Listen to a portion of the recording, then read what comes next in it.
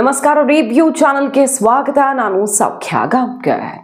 ದಿಢೀರ್ ಡೆಲ್ಲಿಗೆ ಸಿದ್ದರಾಮಯ್ಯ. ಕೈಪಾಳ್ಯದಲ್ಲಿ ಕಂಪನ ಸೃಷ್ಟಿಸ್ತಾ ಇದೆ ಈ ಮಹತ್ವದ ಬೆಳವಣಿಗೆ. ಇಡೀ ಟೆನ್ಷನ್ ಬೆನ್ನಲ್ಲೇ ಡೆಲ್ಲಿಯಲ್ಲಿ ಒಂದಿಷ್ಟು ಚಟುವಟಿಕೆಗಳು ಚುರುಕಾಗ್ತಿರೋದು.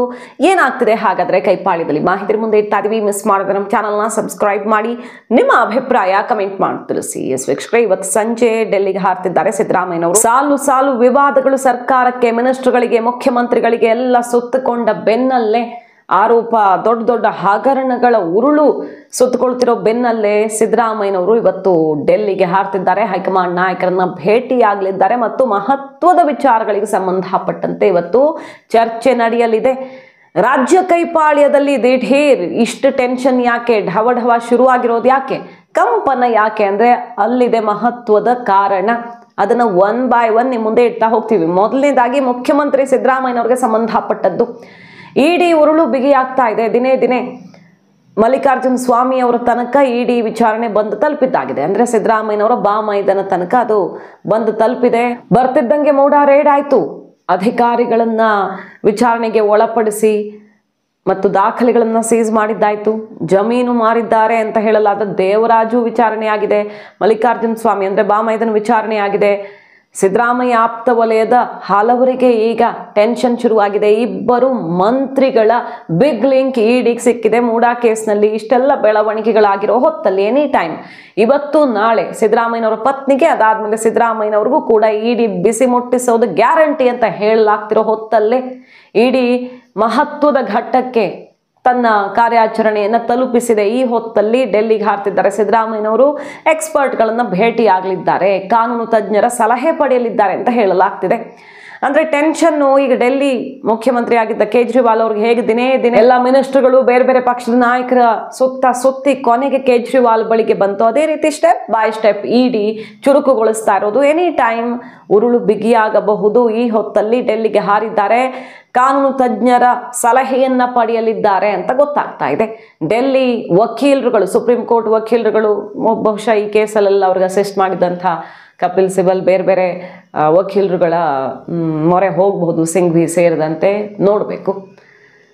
ಈಗ ಹೈಕಮಾಂಡ್ ಜೊತೆ ಅತ್ಯಂತ ಮಹತ್ವದ ಮಾತುಕತೆ ಇದೆ. ಮಹಾರಾಷ್ಟ್ರ ಎಲೆಕ್ಷನ್ ಆಗ್ತಾ ಇದ್ದ ಹಾಗೆ ರಾಜ್ಯ ರಾಜಕಾರಣದಲ್ಲಿ ದೊಡ್ಡ ಮಟ್ಟದ ಬದಲಾವಣೆ ಫಿಕ್ಸ್ ಅಂತ ಹೇಳಲಾಗ್ತಿತ್ತಲ್ಲ.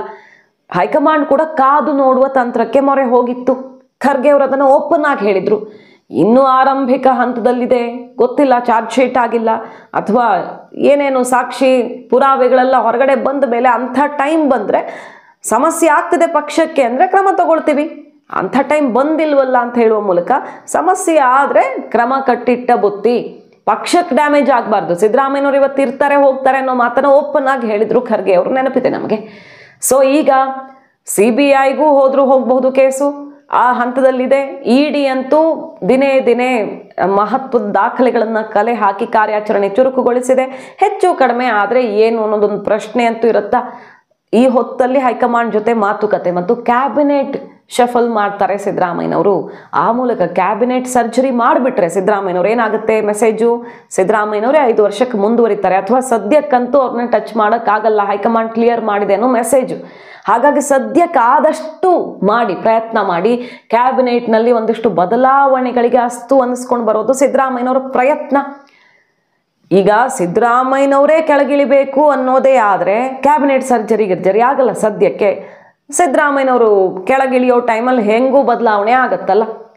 ಆದರೆ ಬದಲಾವಣೆಗೆ ಒಪ್ಪಿದ್ರೆ ಮಾತ್ರ ಹೈಕಮಾಂಡ್ ರಿಸ್ಕ್ ತಗೊಳ್ಳೋಕೆ ರೆಡಿ. ಏನಾದರೂ ಸಿದ್ದರಾಮಯ್ಯನವ್ರನ್ನ ಬಿಡಲ್ಲ ಅನ್ನುವ ಮೆಸೇಜ್ ಕೊಟ್ಟಂಗಾಗತ್ತೆ.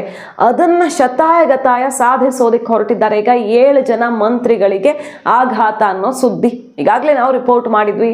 ಸುಮಾರು ಜನರ ಹೆಸರು ಈಗ RB ತಿಮ್ಮಾಪುರ ವಿರುದ್ಧ ಗಂಭೀರವಾದ ಆರೋಪ ಕೇಳಿಬಂತು. ಕೇಸು ಮತ್ತೊಂದು ಅಂತ ತಲೆನೋವು ಸುಮಾರು ಜನ ತಂದಿಟ್ಕೊಂಡಿದ್ದಾರೆ. ವಿವಾದಾತ್ಮಕ ಹೇಳಿಕೆಗಳಿಂದ ತಲೆನೋವು ತಂದಿದ್ದಾರೆ. ಕೆಲವರು ಏನು ಕೆಲಸ ಸರಿಯಾಗಿ ಮಾಡ್ತಿಲ್ಲ, ಇನ್ಆಕ್ಟಿವ್ ಅನ್ನೋ ಕಾರಣಕ್ಕೆ ಆಕ್ರೋಶಕ್ಕೆ ಗುರಿಯಾಗಿದ್ದಾರೆ. ಶಾಸಕರು ಮುಗಿಬೀಳ್ತಿದ್ದಾರೆ. ಈಗ ಟಿವಿಗಳಿಗೆ ಶಾಸಕರೇ ರಿಯಾಕ್ಟ್ ಮಾಡ್ತಿದ್ದಾರೆ. ಸಿದ್ದರಾಮಯ್ಯನವರು ಕೆಲವು ಮಂತ್ರಿಗಳನ್ನು ಬದಲಾಯಿಸೋ ಮನಸ್ಥಿತಿಯಲ್ಲೇ ಇದ್ದಾರೆ, ಹೈಕಮಾಂಡ್ ಜೊತೆ ಮಾತಾಡೋದು ಹೌದು ಅಂತ. ನಾರಾಯಣ ಸ್ವಾಮಿ ಅವರು, ಬೇರೆ ಬೇರೆ MLAಗಳು, ಸಿದ್ದರಾಮಯ್ಯ ಆಪ್ತ ವಲಯದ MLAಗಳು ಮೀಡಿಯಾಗಳಿಗೆ ರಿಯಾಕ್ಟ್ ಮಾಡಿದ್ದಾರೆ. ಸೊ ಮಂತ್ರಿಗಳನ್ನ ಬದಲಾಯಿಸೋದು ಶತಸಿದ್ಧ. ಆ ಪ್ರಯತ್ನ ಸಿದ್ದರಾಮಯ್ಯನವ್ರ ಕಡೆಯಿಂದಂತೂ ಆಗ್ತಿದೆ. ಸಿದ್ದರಾಮಯ್ಯನವ್ರಿಗೆ ಟೆನ್ಷನ್ ಇಲ್ಲ ಅಂದರೆ ಮಂತ್ರಿಗಳಿಗೆ ಟೆನ್ಷನ್ ಫಿಕ್ಸು. ಈಗ ಯಾರ್ಯಾರ ತಲೆದಂಡ ಆಗತ್ತೆ, ಹೈಕಮಾಂಡ್ ಏನು ಮಾಡುತ್ತೆ ಅನ್ನೋದನ್ನು ಕಾದು ನೋಡಬೇಕು. ಹಾಗಾಗಿ ಈ ಹೊತ್ತಲ್ಲಿ ಸಿದ್ದರಾಮಯ್ಯನವ್ರಿಗೆ ಮೂಡ ಟೆನ್ಷನ್ ಆದರೆ ಮಂತ್ರಿಗಳಿಗೆ ಸಿದ್ದರಾಮಯ್ಯನವ್ರ ಟೆನ್ಷನ್ನು. ಡೆಲ್ಲಿಯಲ್ಲಿ ಏನು ಮಾಡಿ ಬರ್ತಾರಪ್ಪ, ನಮ್ಮ ಹೆಸರಿದೆಯಾ ಅನ್ನೋ ಥರ ಆಗಿದೆ. ಜಮೀರ್ ಅವ್ರ ವಿರುದ್ಧವೂ ಸಿಕ್ಕಾಪಟ್ಟೆ ಆಕ್ರೋಶ ಇದೆ. ಬಟ್ ಜಮೀರ್ ಅವ್ರನ್ನ ಬಿಟ್ಕೊಡ್ತಾರ ಸಿದ್ದರಾಮಯ್ಯನವರು? ರಾಜಣ್ಣ ಅವ್ರನ್ನ ಇಳಿಸಲೇಬೇಕು ಅನ್ನೋ ಒತ್ತಡ ಇದೆ ಪಕ್ಷದ ಒಳಗಡೆ. ತುಂಬ ಕಾಂಟ್ರವರ್ಸಿಗಳ ದಾರಿ ಮಾಡಿಕೊಟ್ರು ಅಂತ DK ಟೀಮ್ ಸಿಡಿದೇಳೋದಕ್ಕೆ ಕಾರಣ ಆದರು ಅಂತೆಲ್ಲ. ಅವರ ವಿರುದ್ಧ ಆಕ್ಷನ್ ಆಗಬಹುದು, ನೋಡಬೇಕು. 7 ಜನ ಮಂತ್ರಿಗಳು ಅಂತ ಸದ್ಯ ಕೇಳಿ ಬರ್ತಿರೋದು. ಇದು ಒಂದು ಮಹತ್ವದ ವಿಚಾರ ಚರ್ಚೆಯಾಗಲಿರೋದು ಈ ಸಲ ಡೆಲ್ಲಿ ವಿಸಿಟ್ ಅಲ್ಲಿ. ಇನ್ನು ಸರ್ಕಾರಕ್ಕೆ ಮುಜುಗರ ಆಗುವಂತ ಹಲವು ಬೆಳವಣಿಗೆಗಳಾಗಿವೆ. ಈಗ BPL ಕಾರ್ಡು, ಶಾಸಕರು, ಕಾಂಗ್ರೆಸ್ ಶಾಸಕರೇ ಸಿದ್ದರಾಮಯ್ಯನವ್ರಿಗೆ ಶಾಕ್ ಕೊಡ್ತಿದ್ದಾರೆ. ಸರಿ ಇಲ್ಲ ಇದು ಅಂತ ಹೇಳುವ ಮೂಲಕ. ಸರಿ, ಕಾರಣ ಏನೇ ಕೊಡಬಹುದು, ಮಾನದಂಡಕ್ಕೆ ಹೊಂದಾಣಿಕೆ ಆಗದವ್ರದ್ದು ಮಾತ್ರ ರದ್ದಾಗತ್ತೆ ಅಂತಾರೆ, ಆಮೇಲೆ ಯಾರಿಗೂ ತೊಂದರೆ ಆಗಲ್ಲ ಅಂತಾರೆ. ಆಹಾರ ಸಚಿವರು ಒಂದು ಹೇಳ್ತಾರೆ, CM ಅವರ ಸಮಜಾಯಿಷಿ ಎಲ್ಲ ಕೇಳ್ಕೊಂಡಿದ್ದೀವಿ ನಾವು. ಆದರೆ ಶಾಸಕರೇ ವಿರೋಧ ವ್ಯಕ್ತಪಡಿಸ್ತಿದ್ದಾರಲ್ಲ, ಇದು ನಮಗೆ ಕಾಸ್ಟ್ಲಿ ಆಗುತ್ತೆ, ಜನಕ್ಕೆ ಆನ್ಸರ್ ಮಾಡೋದು ಕಷ್ಟ. ಈಗ APL ಕಾರ್ಡ್ ಅವ್ರಿಗೆ ಕಡಿಮೆ ದರದಲ್ಲಿ ಕೊಡ್ತಾ ಇದ್ದ ಅಕ್ಕಿ ರದ್ದಾಯಿತು ಮೊದಲು. ಈಗ ಗ್ಯಾರಂಟಿಗಳು ಟೈಮಿಗೆ ಸರಿಯಾಗಿ ಬರ್ತಿಲ್ಲ. ಅದ್ರ ನಡುವೆ ಲಕ್ಷ 14 ಲಕ್ಷ BPL ಕಾರ್ಡ್ಗಳು ರದ್ದು ಅಂದರೆ ಏನೇ ಇರಬಹುದು ಕಾರಣ. ಸುಮಾರು ಜನಕ್ಕೆ ಸಮಸ್ಯೆನೂ ಆಗುತ್ತಲ್ಲ, ಬಡವರು ಇರ್ತಾರೆ, ಏನೋ ಒಂದು ಸಣ್ಣ ಪುಟ್ಟ ಮಾನದಂಡ ಕಾರಣ ಕೊಟ್ಟು ರದ್ದು ಮಾಡಿಬಿಟ್ರೆ ಬಹಳಷ್ಟು ಜನ ಜೀವನದ ಮೇಲೆ ಅದು ದೊಡ್ಡ ಪರಿಣಾಮವನ್ನೇ ಬೀರುತ್ತೆ. ಹಾಗಾಗಿ ಆಕ್ರೋಶ ವ್ಯಕ್ತವಾಗುತ್ತೆ, ಅದು ನಮಗೆ ಸಮಸ್ಯೆ ತಂದಿಡುತ್ತೆ ಅಂತ ಶಾಸಕರೇ ವಿರೋಧ ವ್ಯಕ್ತಪಡಿಸ್ತಿದ್ದಾರಂತೆ. ಕಾರಣ ಏನಾದರೂ ಇರಲಿ, ಬಟ್ ಇದು ಸರಿ ಇಲ್ಲ, ಈ ಪ್ರಕ್ರಿಯೆ ಜನರನ್ನು ಬಡದೆಬ್ಬಿಸ್ದಂಗೆ ಆಗುತ್ತೆ ಅಂತ ಶಾಸಕರೇ ವಿರೋಧ ವ್ಯಕ್ತಪಡಿಸ್ತಿರೋದು ಹೈಕಮಾಂಡ್ ತನಕ ತಲುಪಿದೆ. ಜಮೀರ್ ಅವರ ಸ್ಟೇಟ್ಮೆಂಟ್ ಇರಬಹುದು, DK ಶಿವಕುಮಾರ್ ಅವರ ಈ ಗ್ಯಾರಂಟಿ ಪರಿಷ್ಕರಣೆ ಹೇಳಿಕೆ ಇರಬಹುದು. ಸುಮಾರು ವಿಚಾರಗಳು ಸರ್ಕಾರಕ್ಕೆ ಒಂದಾದ ಮೇಲೆ ಒಂದು ಸಂಕಷ್ಟದಂತೆ ಬಂದೊದಗಿರೋದು. ಬೇಕೋ ಬೇಡವೋ ಮಂತ್ರಿಗಳು ಸಿದ್ದರಾಮಯ್ಯನವ್ರನ್ನು ಇಕ್ಕಟ್ಟಲ್ಲಿ ಸಿಕ್ಕಾಕ್ಸಿದ್ದಾರೆ. ಕೆಲವು ತೀರ್ಮಾನಗಳು ಅನಿವಾರ್ಯವಾಗಿ ತಗೊಳ್ತಾ ಇರೋದು ಕೂಡ ಸಂಕಷ್ಟಕ್ಕೆ ಕಾರಣ ಆಗಿದೆ. ವಕ್ಫ್ ಗಲಾಟೆ ರಾಷ್ಟ್ರ ಮಟ್ಟದಲ್ಲಿ ಮುಜುಗರ ಆಗುವಂಗಾಯ್ತು. ಎಲ್ಲ ಕಡೆ ನಡೀತಿರೋದೆ, ಇಲ್ಲಿ ಈ ರೀತಿ ಬೀದಿಗೆ ಬಿತ್ತಲ್ಲ ಅನ್ನುವಂಥ ಆಕ್ರೋಶ ಹೈಕಮಾಂಡ್ನದ್ದು. ಇದೆಲ್ಲದರ ಬಗ್ಗೆ ಸಮಜಾಯಿಷಿ ಕೊಡೋದು, ಆ್ಯಕ್ಷನ್ ತಗೊಳ್ಳೋದು ಕೂಡ ಈ ಭೇಟಿಯ ಅತ್ಯಂತ ಮಹತ್ವ ವಿಚಾರ ಅಂತ ಹೇಳಬಹುದು.